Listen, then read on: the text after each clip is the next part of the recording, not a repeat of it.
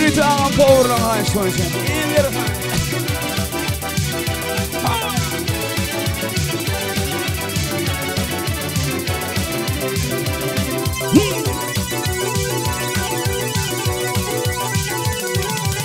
ya dedeyni atalarımın, babalarımın dövrünü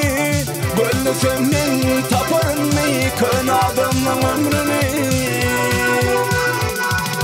ol dünyasın yadlayanlar, ahiretin yadlayanlar dinle o tügünü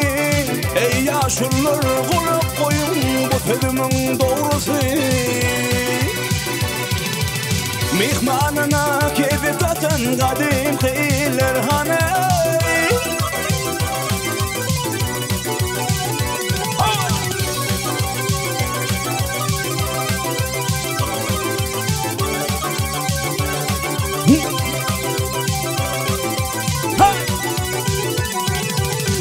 bu yani avı tıkıp kapısından irmaye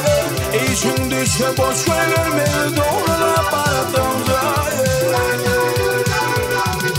ol dünyada kalbim olur berzen garip bir daye İşin onu bağlı artır kulluk etsin hudaya ak yürekli şaman olur kar akulur nide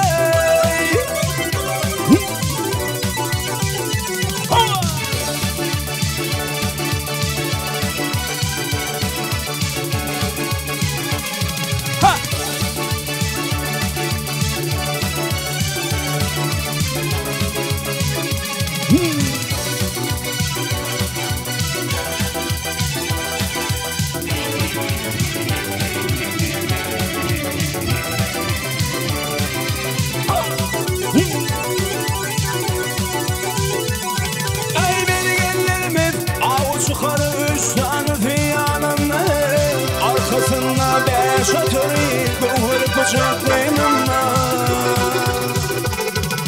bilmem sallanıp yörenle düğme saçanne yeri bakıp yerinde şefleyler suğa geçenle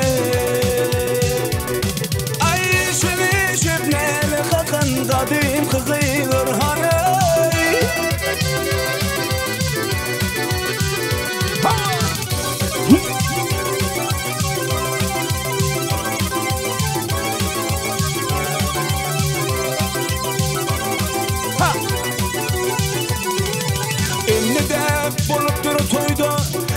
İçip keyif etmen o merhumun kadri bilinme kim gelir ya tutmana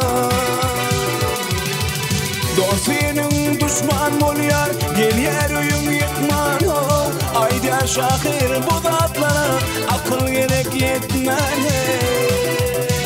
ey dalım görmen adımır kadim kıkalır hani